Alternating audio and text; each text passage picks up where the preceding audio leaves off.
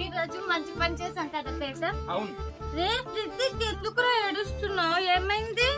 అమ్మ నాకు చాక్లెట్స్ కొనియాలేదక్క. అవునా వేతన్, మరి పెన్సిల్ వాడి పిల్లడికి చాక్లెట్ కొనిద్దామా?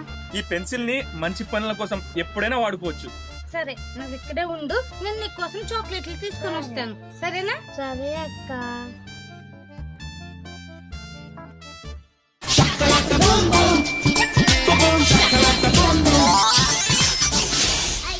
ఏంటి అక్క ఇంకా రాలేదు? రే రితిక్, చాక్లెట్లు అడగవు కదా? థ్యాంక్ యూ అక్క. చాక్లెట్స్ లేవా? సరేరా, మీరు ఇక్కడే ఉండండి, మీకు కూడా తీసుకొస్తాను.